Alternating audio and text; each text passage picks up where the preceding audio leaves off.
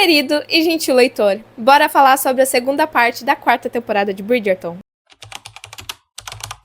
Oi gente, tudo bom com vocês? Eu sou a Jéssica e este é o meu canal. E no vídeo de hoje, bora falar sobre a segunda parte da quarta temporada de Bridgerton, que chegou há alguns dias na Netflix. Vou comentar aqui com vocês sobre essa quarta temporada no geral também, mas vou focar nessa segunda parte. Vou comentar sobre os acontecimentos com spoilers, sobre o nosso casal, né, Benedict e Sophie Bridgerton. Meu Deus, eu amo falar isso.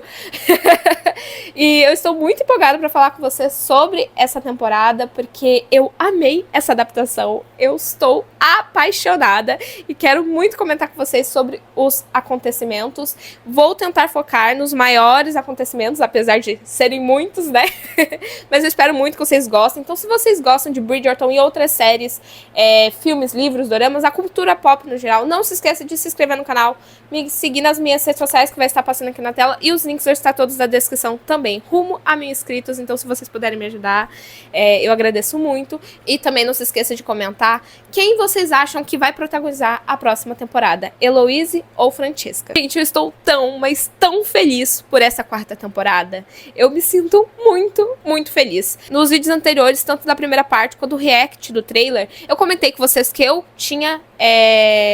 eu ia reli, na verdade, antes da quarta temporada, o livro do Benedict, que é o terceiro livro da série Os Bridgertons, Um Perfeito Cavalheiro.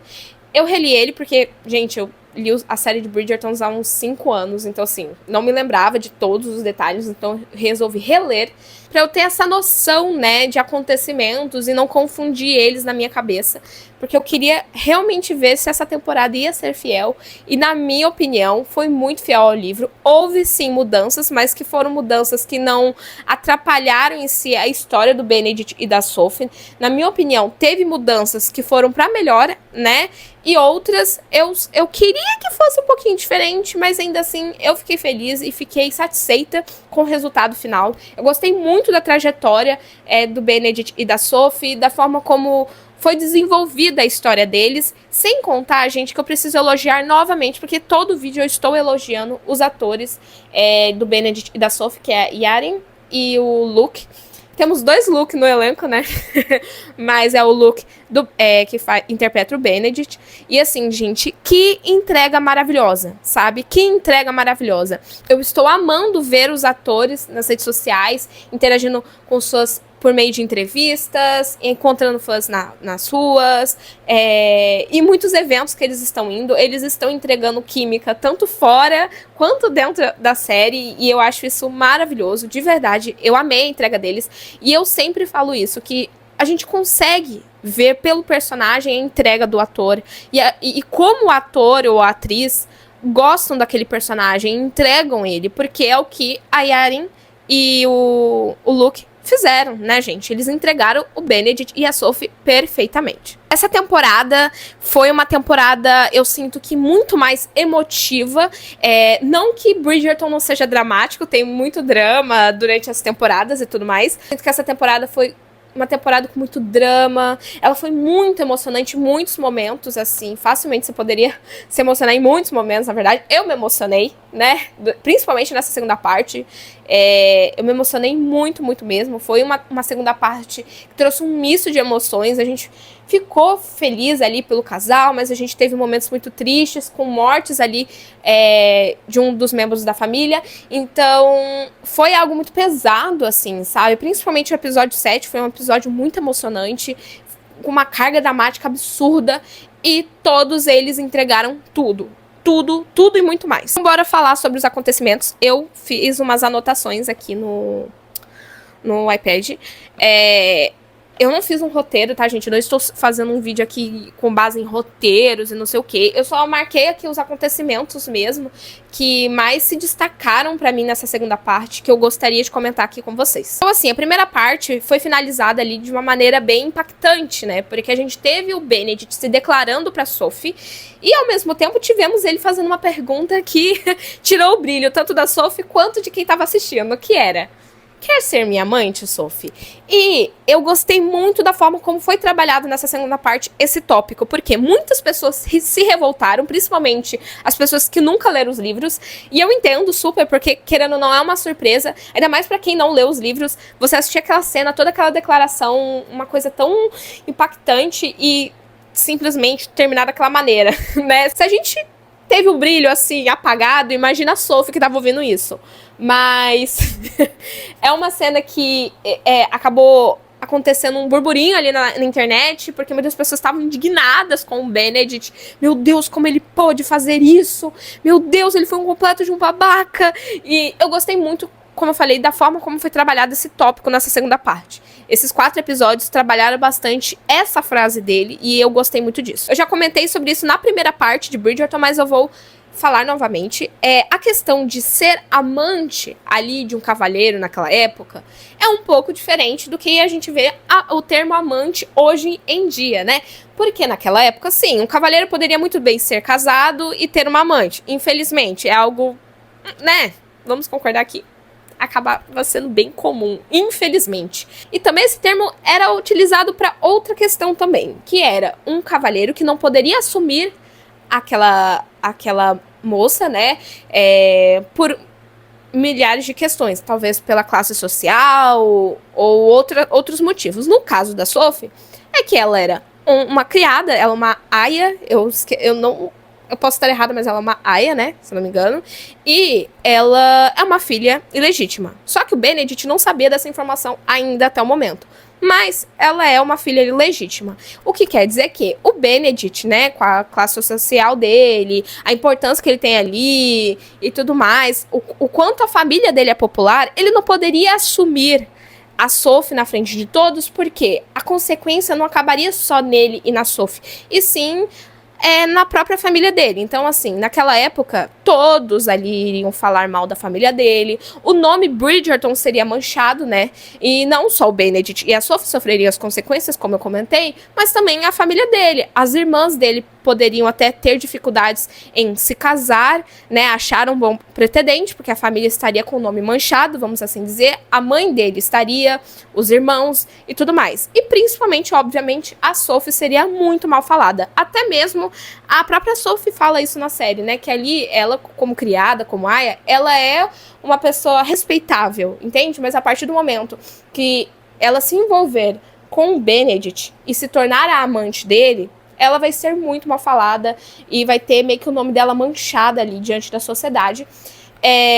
Porque o termo amante ali, no caso, o Benedict manteria ela financeiramente, ela seria a mulher dele e tudo mais, mas ele meio que cuidaria dela, ela não precisaria trabalhar ou algo do tipo, mas eles seriam realmente um casal ali, conviver juntos, mas ela não seria assumida. Tanto que a gente já tem um exemplo de amante na série, que foi o do Anthony, né? O Anthony teve uma amante lá na primeira temporada, que era cantora de ópera, a Siena, se eu não me engano, posso estar enganada, a Siena. E ele tava, tipo, achava, pelo menos, que estava apaixonado por ela, né? Durante a primeira temporada inteira. Até que na segunda temporada ele conhece a Kate e realmente descobre o que é ser e estar apaixonado. Que, no caso, a única mulher na vida dele é a Kate. Então eu vi muitas pessoas confundindo isso nas redes sociais, de tipo assim, ai, mas ele queria que ela fosse amante e ele se casasse com outro. Não, tipo... Amante não era só isso naquela época, era principalmente uma mulher que era mantida por um cavalheiro financeiramente e ela seria a mulher dele, porém não assumida. Nessa situação a gente entende a atitude do Benedict, querendo ou não, apesar de ser uma fala muito babaca, a gente acaba entendendo pelo contexto ali da vida dele, da vida social dele. Porque se ele assumisse ela, teria muitas consequências. Mas isso é bem trabalhado nessa segunda parte, principalmente numa conversa dele com o Mondrick. Ele conversa um pouco sobre isso, porque ele começa a refletir sobre a fala dele pra Sophie, né? Porque assim, ela reage de uma maneira muito negativa, e ela tá em 100% direito, e ela tá em 100% direito dela de reagir dessa maneira, porque ela sabe que ela não merece isso, ela não merece viver às escondidas, assim, diante da relação deles. Ela não merece. Então, ela tá corretíssima em se posicionar diante disso. E o Benedict, ele fica ali, ó, os parafusinhos ali trabalhando, ali, as engrenagens trabalhando, porque ele fica questionando o porquê dela ter negado. Tipo, Nossa, por que você negaria, sabe? Você não precisaria trabalhar, você seria a minha mulher, eu manteria você e tudo mais, você teria uma vida luxuosa. Então, assim, ele tava se questionando, né? Até que ele tem uma conversa ali com a Sophie em um certo momento ali dos episódios, que ela declara pra ele o porquê dela não quer isso, dela não quer ser desrespeitada. E vai chegar em algum momento que ele vai se casar e ela vai ser só a amante, então tem muitas questões ali. E ele não sabe, mas nós sabemos, né, no caso, que a Sophie é uma filha ilegítima, né? O pai dela se relacionou com uma criada e teve ela. E apesar dele ter dado ali o lar, ter dado estudos, ela viveu daquela maneira por conta disso, de não ser assumida diante da sociedade. Então, ela tem muitos conflitos ali dela não querer cometer os mesmos erros que os pais dela, né? Então ela não quer submeter uma criança a sofrer todo o sofrimento que ela teve durante a vida dela. Tanto que ela até pergunta em um certo momento ali dos episódios, sobre a Dama de Prata, né? A Dama Prateada. Você pediria o mesmo que você pediu para mim, para ela, né? Então, é um questionamento ali que ela faz. Então, eu gostei da forma como foi colocado, né? Nessa segunda parte. Entre aspas, a justificativa da fala do Benedict, mas também a justificativa do porquê dela ter reagido de uma maneira tão negativa sobre isso, porque os dois têm direitos, né, de reagirem da forma como eles querem, da forma como eles se sentem. Então eu gostei muito de como foi trabalhado isso, porque não só o Benedict ficou trabalhando ali com as engrenagens dele, mas também o Anthony acabou aparecendo ali no meio da história, meio que dando um chacoalhão no Benedict, e ele decidido a ficar com a Sophie, a ficar com a mulher que ele ama, e eu gostei muito disso, porque o Benedict, ele não ficou meio que, balançado em relação a isso. Ele tinha certeza que ele queria ficar com a Sophie, ele tinha certeza que ele queria lutar pelo amor dele e dela, sabe? E, óbvio, em alguns momentos ele ficou se questionando ali mais pela questão dele ficar afastado da família, mas não, em nenhum movimento, na verdade, ele se sentiu inseguro sobre os seus sentimentos em relação a ela. Ele tinha certeza que ele queria ficar com ela e que ele tinha certeza que ele iria lutar por isso. Então eu gostei muito disso. Porque, gente, seria muito chato, né? Imagina. Benedict, com tudo isso acontecendo, ele, será mesmo que eu quero ficar... Não, ele tinha certeza. A partir do momento que ele percebeu que ele estava apaixonado, ele iria lutar por ela e iria lutar pelos sentimentos dos dois. Gente, tivemos a primeira vez de Benedict e Sophie ao som de Lose Control. Gente, eu surtei, mas eu surtei tanto que eu fiquei, gente, eu não estou acreditando que está tocando Lose Control em Bridgerton. E na primeira vez deles, de verdade, eu não sabia como reagir. Eu fiquei assim, meu Deus do céu, tá acontecendo, eu não tô acreditando que tá acontecendo. E eu comecei a surtar e, foi uma cena impecável. E, gente, de verdade, eu sinto até que foi uma das cenas mais realmente íntimas de Bridgerton, sabe? Foi uma cena maravilhosa. O casal entregou tudo em questão de química e delicadeza. Foi, uma cena impecável, de verdade. Em alguns momentos eu ficava, gente, eu tô atrapalhando aqui. Eu estou atrapalhando os dois. Mas a gente esquece às vezes que a gente tá assistindo uma série, entendeu? Parece tão real, assim, de verdade. Foi incrível essa cena. E Lose Control, assim, ao finalizou de uma maneira maravilhosa, belíssima. A Netflix tinha liberado as músicas que iriam tocar, mas eu não tinha, me ligado que era Lose Control, sabe? Eu tinha olhado a lista e foquei em Never Be The Same, foquei em The Night We Met, mas eu não foquei em Lose Control. Eu não sei porquê. E aí quando tocou eu falei, meu Deus, eu tô acreditando. Foi, assim, impecável. E assim, gente, eu amo as 4 temporadas de Bridgerton. É óbvio que em algumas temporadas eu acho que realmente foram uma adaptação, outras foi mais uma inspiração dos livros do que realmente uma adaptação. Todas as temporadas têm pontos positivos e pontos negativos, obviamente. Qualquer obra praticamente é assim, né? Mas eu sempre falei aqui no canal o quanto eu gosto muito da primeira temporada de Bridgerton. Eu acho que é uma temporada extremamente fiel. A gente tem os protagonistas e os secundários tendo tempo de tela na medida certa. A primeira temporada não esquece quem são os protagonistas, diferente da segunda, que eu amo o casal da segunda temporada. Eu amo o segundo livro, O Visconde que Me Amava, que é a adaptação do livro da Kate e do Anthony. Mas eu fico muito triste com o descaso que eles têm. Porque, gente, A segunda temporada quase não tem tempo de tela dos protagonistas, sabe? Os secundários têm mais tempo de tela. E eu não estou falando aqui que não temos que ter o desenvolvimento dos secundários, porque é de extrema importância.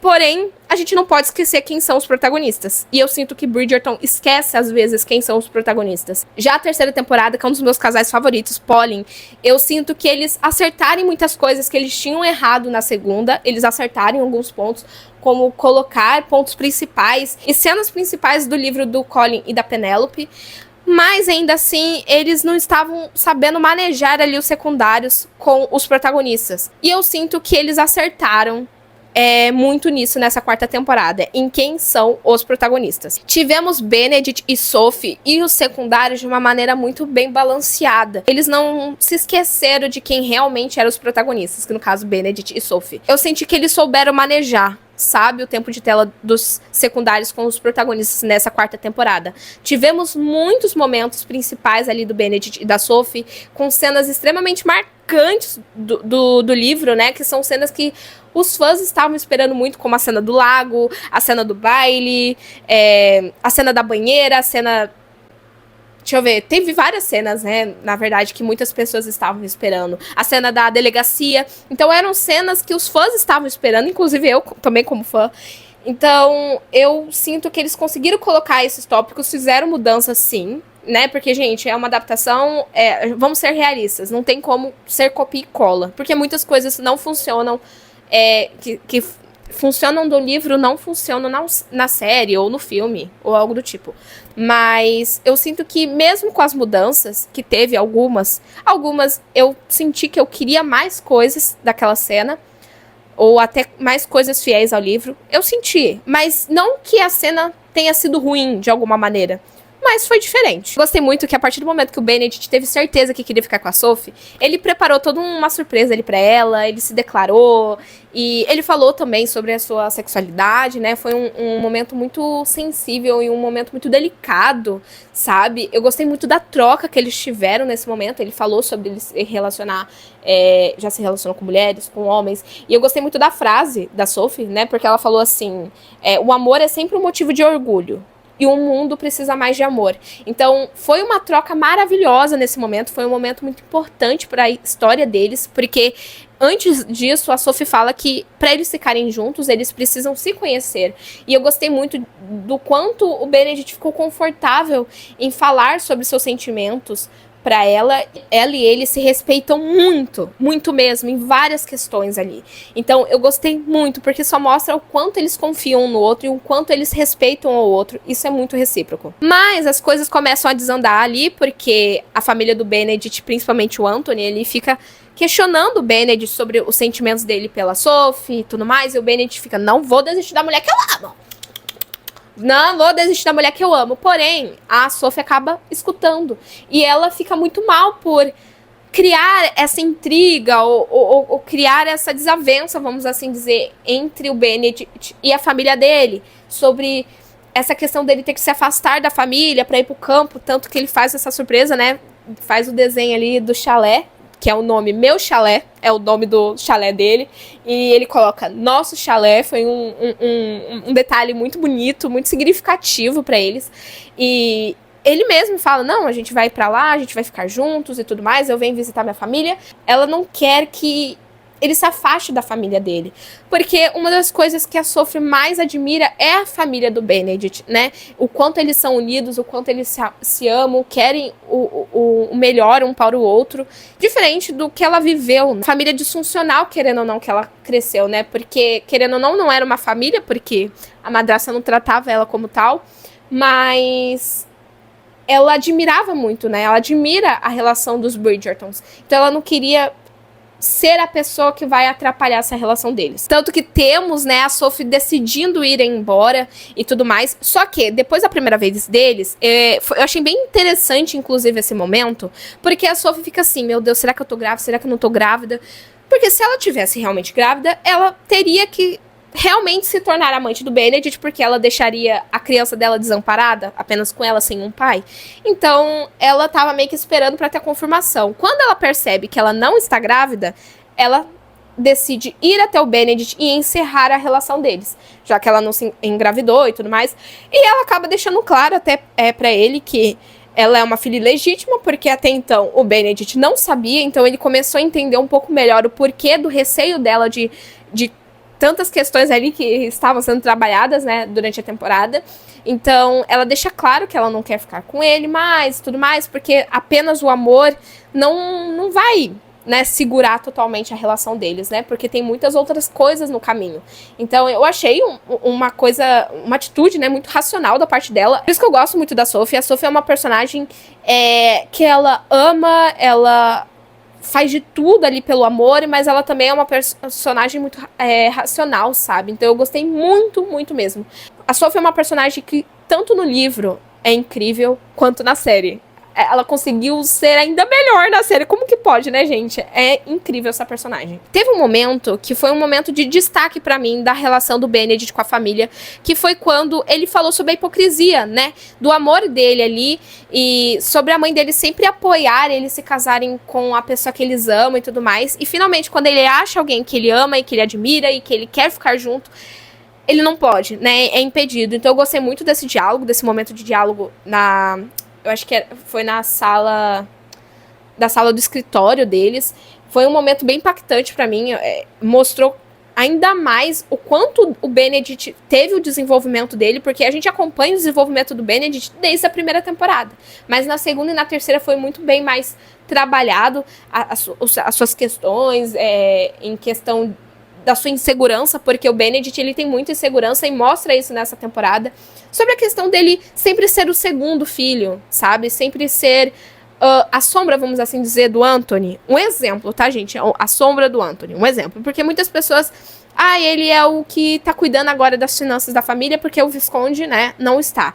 Então, ele sempre... O segundo. Então, é interessante porque ele mesmo tem essa fala lá na primeira parte. Então, eu gostei que foi trabalhado de uma forma bem sutil, sabe? Mas, depois disso tudo, a Sophie acaba sendo presa, né? Porque quando ela resolve mudar de trabalho, quem aparece? A Araminta. A Araminta coloca a Sophie na cadeia, né, acusando ela de ter roubado a joiazinha lá de sapato. Só que assim, gente, temos depois, em seguida desse momento, uma das melhores cenas do livro, que é a cena da Sophie ali na delegacia. Porém, não foi idêntico ao livro, foi uma das cenas que teve uma grande mudança ali, mas eu acho que a mudança fez sentido. Eu gostaria que fosse parecidíssimo com o livro?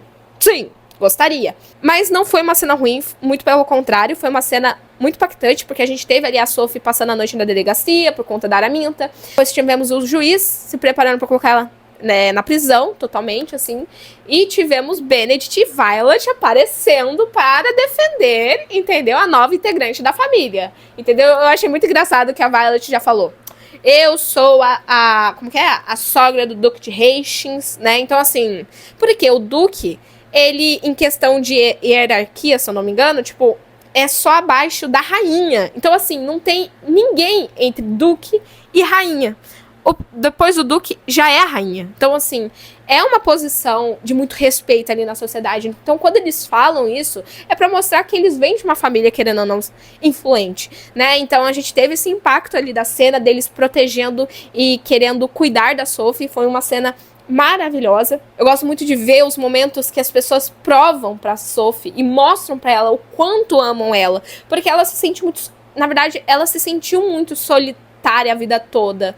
Óbvio que ela teve ali os amigos dela e tudo mais, ali na casa onde ela trabalhava, mas ainda assim ela se sentia muito solitária, porque ela se sentia abandonada pelo pai, né? Ela, ainda mais depois da morte dele, quando ela soube que ela não ficou com nada, ela achava que ela não era amada, sabe? Foi interessante nessa trajetória do final da temporada dela descobrir que o pai dela tinha deixado o dote pra ela, mas a Araminta roubou. Então teve algumas coisas bem semelhantes, continuaram bem semelhantes com o livro. Eu gostei da conclusão também, porque a gente teve a rainha indo até lá naquele momento e meio que assim, nossa, mas eu soube que ela era uma criada, como assim? Ela é filha do primo do Lord Penwood. Então eles mentiram ali, porque ela é Sophie Beck, mas colocaram ela como Sophie Gunn.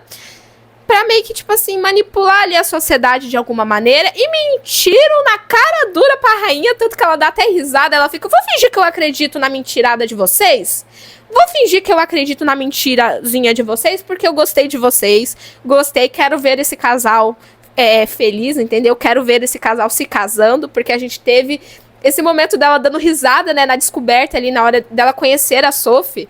Ela já sabia da história toda, mas aí eles mentiram na cara dura, porque a gente tem antes ali o Benedict, a Sophie, a Violet, a Araminta, decidindo ali, brigando, na verdade, e eles querendo proteger a Sophie, e eles acharam essa maneira, né, de mentir, falando que ela é filha do primo do Lord Penwood. Ao invés de falar que ela é filha do Lord Penwood, falar que ela é prima prima do primo dele. Não, filha do primo dele. Então mudaram ali um pouquinho, porque a Sophie, se ela continuasse sendo ali ilegítima, querendo ou não, diante da sociedade, ela e o Benedict não poderiam voltar ali pra Londres. Então seria sempre uma vida muito afastada dali. Então foi interessante essa mudança, eu gostei bastante disso. Porém, eu fiquei só triste que a Araminta não pagou pelas coisas que ela fez. Eu queria que ela pagasse. Ai, mas ela vai ter que ficar afastada no campo. Não, gente, pra mim é pouco ainda. Ela deveria ter sido presa por ter roubado o dote da Sophie. Mas, né, se era a única maneira deles ficarem realmente tranquilos e viverem uma vida tranquila, tá tudo bem. Tudo pelo bem da felicidade deles. E ainda a gente teve a cena da banheira. Meu Deus, tivemos a cena da banheira, que assim, gente, eu tava sonhando por essa cena. Entendeu? Sonhando. E a gente teve ainda o som de Never Be The Same, da Camila Cabello. E não só tivemos essa cena, como tivemos a cena do baile, né? Tocando The Night We Met no final da temporada. Gente, eu amo essa música. E eu amei que assim, muitas pessoas estavam teorizando que essa cena... na verdade, que essa música tocaria numa cena da morte do Jon. E eu fiquei muito, muito feliz que tocou no momento feliz, porque essa música combina super, gente, super com Benedict e Sophie. Porque a música fala ali, me leve de volta à noite em que nos conhecemos. Existe ali um paralelo de cenas, né? O final da quarta temporada com o final do primeiro episódio da quarta temporada, do baile em que eles se conheceram. E apesar de termos ali o Benedict descobrindo que a Sophie era a Dama Prateada, porque assim, no livro, quando ele descobre, gente, eu acho que ela tava brincando de cabra cega, e ela tava com os olhos tampados, e ele percebe ali que ela tinha muita semelhança com a Dama Prateada. Aqui na série a gente descobre, assim, no momento ali que ele tá procurando a Sophie, acaba descobrindo a luva, descobre o colar, e ele olha os desenhos que ele tinha feito. Então, assim, eu gostei porque no livro ele fica muito bravo com a Sophie. Ele briga com a Sophie. Tem uma briga gigantesca. Então, assim, eu falei, quer saber? Não precisava dessa briga. Eu gostei que ele descobriu e já foi correndo atrás dela, porque isso foi... Não foi algo assim, meu Deus, ela me enganou, sabe? Eu gostei muito disso, que não teve essa intriga, sabe? Já tava no último episódio, gente. Tem uma intriga porque, ela mentiu pra ele, sabe? Não tinha necessidade. Gostei que não teve isso, teve essa mudança. Tivemos a cena da banheira que foi incrível e só aconteceu por causa da diva da Hazel, que foi até o Jon, ficou ali, ó, flertando com ele. Ele se distraiu um pouquinho, a Sophie, pro quarto do Benedict. Então, assim... Temos que agradecer a Hazel. Obrigada, diva, porque você fez tudo. Agora, gente, depois de quase meia hora falando dos nossos protagonistas, eu preciso falar dos secundários, não é mesmo? Porque, assim, tivemos histórias muito bem trabalhadas dos secundários nessa temporada aqui, gente. Meu Deus, eu nem acredito que eu estou falando isso. Tivemos os secundários sendo muito bem trabalhados e muito bem, assim, manuseados a história dos dois, sabe? Dos dois focos, dos dois núcleos ali. De vários núcleos, na verdade, mas o que eu falo dos secundários com os protagonistas. Então, sim, eu estou muito feliz que eu estou falando isso, gente. Porque era o meu medo. E, eu estou tão feliz que isso não aconteceu. Então, bora falar sobre os secundários. Como eu comentei com vocês, a série Os Bridgertons é sobre os Bridgertons. Não faz sentido a gente só ter um Bridgerton como foco durante a temporada. Obviamente, cada temporada é de um casal, então esse casal precisa ter tempo de tela e ter o protagonismo deles. Obviamente, e eu fico muito feliz com isso. Mas temos que ter os outros personagens sendo desenvolvidos para as futuras temporadas, e tivemos muito isso. Tanto a Francesca quanto o Jon e a Micaela foi um tópico ali bem importante nessa segunda parte. Eu comentei com vocês no vídeo da primeira parte que não estava me agradando as escolhas que eles fizeram em relação à relação da Francesca com o John. A Francesca e o John é um casal que acontece ali na história do livro da Francesca, que eu não lembro o nome, é O Conde Feitiçado, eu acho, o livro dela. E temos ali o romance dela com o Michael. Não temos... Na verdade, o livro dela é sobre o romance dela com o Michael e ela lidando com o luto da perda do primeiro marido, que é o John. Tá? Então, basicamente é isso a história dela. Porque a gente já acompanha... Se eu não me engano, o livro dela já começa com ela casada e viúva. Eu posso estar enganada, porque faz muito tempo que eu li, gente. Mas a gente vê ali que ela se casou por amor com o John. Ela se apaixonou completamente. Porém, ela acabou se tornando viúva muito jovem. O John morreu ali depois de sentir dores de cabeça. Hoje em dia as pessoas falam que poderia ser um aneurisma, mas naquela época não existia uma tecnologia suficiente para saber da morte dele, mas ele morreu após uma grande dor de cabeça. Inclusive, quando ele falou ali na série, estou com dor de cabeça, Francesca, eu falei, meu Deus, vai acontecer, e eu comecei a ficar nervosa. Gente, eu chorei. Eu chorei, porque o John é um personagem incrível. Desde o livro eu já admirava muito ele, assim... Claro, a gente não teve o John e a Francesca no livro, um destaque pra eles, mas ela respeitava muito ele, ela amava muito ele, e as palavras que ela falava dele, assim, ele era um ótimo homem, ele era um ótimo marido, um ótimo amigo, porque ela tinha se casado com um amigo, antes mesmo de ser o esposo. E eu gosto muito do John, sabe? Então, quando aconteceu isso, quando ele falou que tava com dor de cabeça, eu falei, meu Deus, é agora! Meu Deus, é agora. E eu fiquei, meu Deus, é muito cedo, é muito cedo. E eu sei, gente, não importa o momento que o personagem fosse de arrasta. Pra mim, eu ainda iria achar que estava cedo, porque ele era muito jovem, muito jovem, muito jovem. E a Francesca, meu Deus, gente, de verdade, a atriz entregou tudo com a atuação dela. A gente teve o episódio 7 focado no luto deles, de todos eles, principalmente da Francesca, por ter se tornado viúva tão jovem. E como eu comentei, a primeira parte não estava gostando muito do encaminhar da história da Francesca e do John, não estava me agradando, e eu vou ser bem sincera, não estava, realmente não estava. Mas houve algumas mudanças ali nessa segunda parte que eu senti uma grande diferença. Eu estava sentindo total desrespeito com o John na primeira parte, mas eu gostei muito de como foi acontecendo os acontecimentos na relação deles. Na segunda, a gente teve a Micaela em muitos momentos ali com a Francesca. De início, elas não estavam se dando bem, até que elas se tornaram amigas, né? Se aproximaram bastante. E logo em seguida, o John faleceu. Tivemos o velório dele, que foi uma cena muito emocionante. Todos ali estavam muito emocionados. Eu gostei que o Benedict... A gente não viu ali o Anthony nesse momento, mas o Benedict estava ao lado ali, como o segundo mais velho, né? Estava ali ao lado da Francesca. Eu gostei da forma como ele defendeu ela. No livro, é o Michael que tem essa atitude de defender ela sobre a questão dela ter que fazer um exame para comprovar se ela estava grávida ou não. Porque, infelizmente, naquela época, eles tinham que fazer isso. Por conta do nome, né? Eu não lembro se ele era conde, se ele era o que ele era, gente. Eu não lembro o que o John era. Mas ela tinha que comprovar se ela estava grávida ou não. Porque se ela estivesse grávida, o poço sairia... como que é? Iria pro filho dela, se eu não me engano. Eu posso estar enganada. Um exemplo, se ele fosse um visconde, igual o Anthony. O Anthony é o visconde porque o pai dele era um visconde. Um exemplo, se o John é o visconde, se ela tivesse grávida, iria o título para o filho. Mas como ela não estava, então iria para outra pessoa. No livro vai pro Michael, que é o primo do John, entendeu? É mais ou menos isso. Só que não é visconde, é outra palavra, só que eu não lembro agora. Mas naquela época, infelizmente, tinham que fazer isso.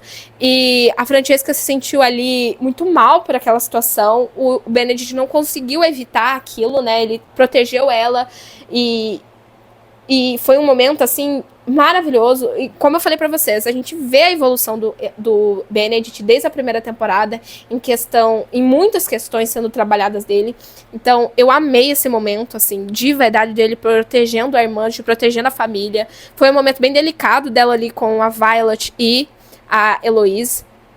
Então, assim, todo esse tópico do John foi muito emocionante. A gente teve uma discussão, querendo ou não, uma discussão, né, entre ela e a Violet, porque a Francesca tava fingindo que tava tudo bem, entre aspas. Tava tentando mostrar para as pessoas que estava tudo bem, mas não estava tudo bem. Ela se frustra muito, a gente vê isso, que ela tava muito frustrada por não ter conseguido dar um filho para o John. Ele morreu sem ter a chance de ter um filho. E mesmo após a morte dele, ela descobriu que ela não estava grávida. E isso fez ainda mais mal pra ela, porque ela percebeu que ela não tem nenhum pedaço ali, vamos assim dizer, do John com ela, sabe? Pelo resto da vida. Diferente da Violet, que é o que ela fala isso pra mãe, né? Que a mãe dela teve 8 pedacinhos dela com o Edmund, vamos assim dizer, né? O Edmund está no coração de todos os filhos dela. Diferente da Francesca, que ela não tem o bebezinho vindo do amor entre ela e o John, entende? Então, assim, a gente vê esse conflito dela ali. São cenas muito emocionantes. De verdade, de verdade. E a gente conclui ali no pós-créditos ali que a gente teve finalmente o casamento de Benedict e Sophie. Inclusive, eu amei demais. Eu gostei dessa questão de cenas pós-créditos, porque não sei, gente, trouxe um ar muito bonitinho, eu gostei bastante. Eu gosto quando tem cenas pós-créditos. E eu tava muito triste, que eu pensei, meu Deus, não vai ter o casamento deles, entendeu? A gente já não teve da Kate do Anthony, eu queria que tivesse. E quando teve, eu falei, meu Deus, porque a Netflix tinha avisado nas redes sociais que teríamos uma cena pós-crédito. Mas eu achei, deve ser relacionado quem vai ser o protagonista da próxima temporada. Mas não. Era o casamento deles. E o amigo da Sophie levou ela ao altar, eu amei. Mas a gente teve aquela conversa entre as mulheres ali, Bridgerton, questionando a Francesca e a Heloísa ali, né?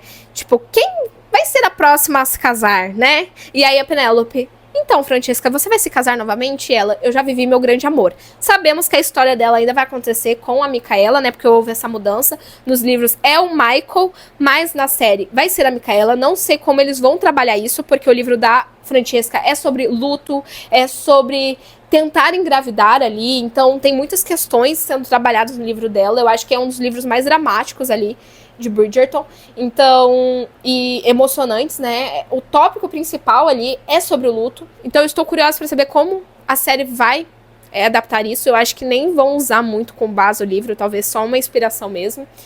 E tivemos também até a Heloísa falando, eu gosto de casamentos porque tem muitos convidados.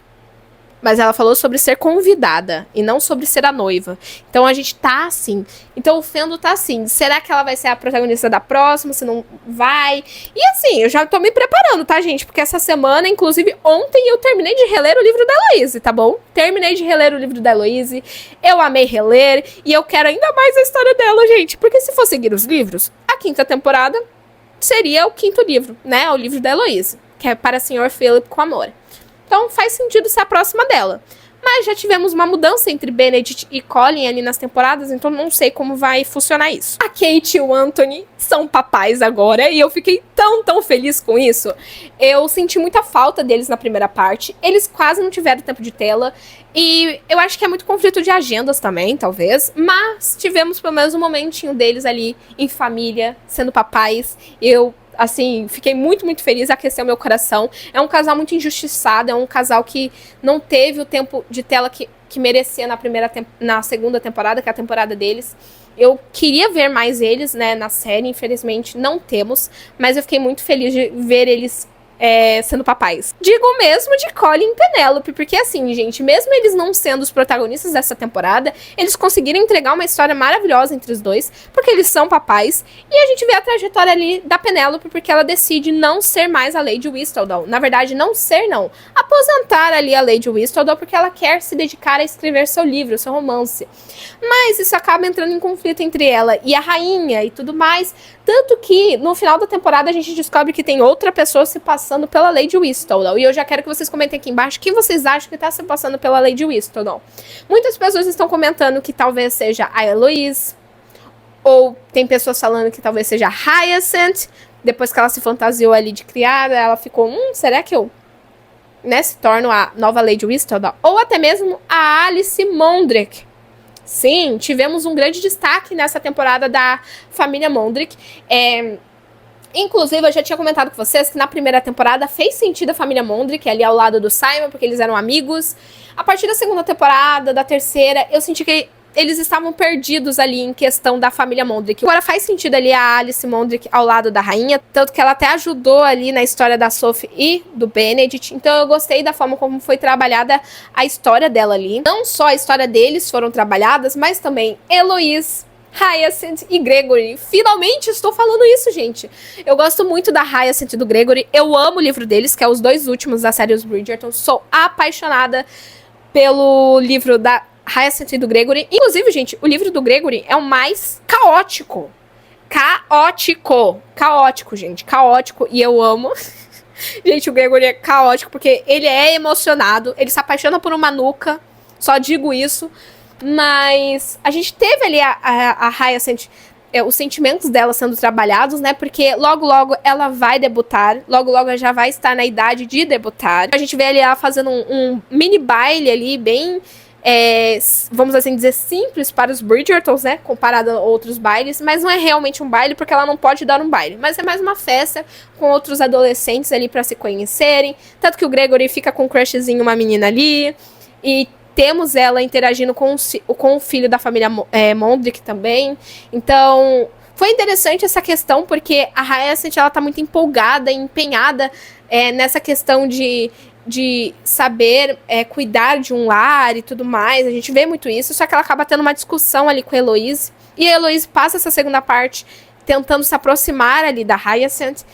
Mas a Hyacinth, ela fica muito confusa após a morte do John, né? Tanto que ela se questiona por que lutar tanto e se apaixonar por alguém, sendo que você vai perder essa pessoa, vai perder o marido do seu lado. Então, é interessante ver esse questionamento da Hyacinth, porque ela é muito jovem, mas ela é muito astuta, ela é muito inteligente. Isso é dito no livro também, porque nos livros ela é extremamente inteligente. Ela não tem papas na língua, vamos assim dizer. Então é interessante ver a trajetória dela também, porque ela teve destaque comparado às outras temporadas, o que eu gostei muito. E a Heloise, né? Gente, a Heloise, ela tá em conflito, né? Ela tá muito confusa. A gente vê a Heloise meio perdida, vamos assim dizer, e não questão de roteiro, tá, gente? Mas sim perdida como pessoa. Ela está tentando entender o seu lugar no mundo, porque ela se autoafirma solteirona. Mas a própria Violet fala: se você fizer assim, ó, você se casa, entendeu? Tem vários pretendentes que iriam querer se casar com você. Mas é interessante ver que a Heloise, ela tá um conflito interno, né? Porque ela vê que a Francesca já se casou, a Daphne já se casou, a Penélope, sua melhor amiga, se casou com o irmão da Heloise. Então, ela tá ali em conflito, né? Então, é interessante ver isso, porque o livro dela começa dessa maneira. Ela tá ali, ela é solteirona, mas também ela começou a pensar em se casar, finalmente. Então, é interessante ver que, talvez, realmente a próxima temporada seja dela. Eu prefiro que a temporada da Heloise seja a próxima, né? Porque eu acho que vai dar um tempo ali pra Francesca lidar com o luto dela, porque ela vai viver o luto, ela precisa viver o luto. Então, de uma forma tranquila, né, e não, sabe, sem desenvolvimento nenhum. Então eu gostaria de ver isso na tela, sendo muito bem trabalhado, com muito respeito ali a relação dela com o John. Então é isso, né? Vamos torcer aí pra Netflix anunciar logo, porque logo, logo começa as gravações de Bridgerton, gente. A gente precisa saber quem vai ser a protagonista da temporada. Viu, gente? Falei que eu tava esquecendo de falar uma coisa. Era sobre a Pose. A Pose, que é uma das filhas da Araminta. Eu gostei muito da Pose nessa temporada. Eu já gosto dela nos livros, mas eu gostei mais ainda da personagem na série. Ela era a única que realmente gostava da Sophie. No livro, ainda assim, eu achava ela legal, mas não tanto. Eu gostei da personagem mesmo na série. Eu sinto que a atriz deu um toque especial na personagem. E gostei do final dela, que eu gostei que ela conheceu o cavalheiro, que ela se casou. Muito, muito fofo. Então, assim, eu achei o casal muito fofo, sabe? Fiquei muito, muito feliz por ela, porque no livro ela começa a ser cuidada pela Violet no final do livro do Benedict e da Sophie. A Sophie meio que, na verdade, a Violet começa a cuidar da Pose pra ela se casar e tudo mais. Então eu fiquei muito feliz pelo final dela, sabe? Fiquei muito... E torço que Benedict e Sophie apareça na próxima temporada de Bridgerton com um filhinho, né, gente? Já que todos aí estão tendo os herdeirozinhos, precisamos do herdeiro ali do Benedict e da Sophie, né? Eu espero muito que vocês tenham gostado do vídeo. O vídeo deve ter ficado gigantesco. Então, se vocês assistiram até agora, comentem diamante, tá bom? Diamante, porque... é isso, né? Essa temporada foi um diamante. A própria rainha fala, né? Foi um momento bem lindo, inclusive, no momento que a rainha fala que a Sophie seria uma maravilhosa diamante. Então, eu fiquei muito feliz. Sabe quando você fica leve, assim? Porque a Sophie seria um diamante da temporada. Infelizmente, com tudo que ela sofreu, tudo que ela viveu por conta da Araminta, o que a Araminta tirou dela também, né? E... Foi assim, uma coisa assim que Infelizmente, ela não pôde viver essa vida de bailes também, por conta da vida dela, das escolhas dos pais dela também. Mas foi interessante ver que a rainha olhou pra ela e pensou que ela seria uma diamante dessa temporada, uma maravilhosa diamante. Então, eu fiquei muito, muito feliz com esse momento. Espero muito que vocês tenham gostado do vídeo, então não se esqueça de deixar aquele like, se inscrever no canal e me seguir nas minhas redes sociais, que vai estar passando aqui na tela, e os links estão todos na descrição também. É isso, um beijo. Tchau!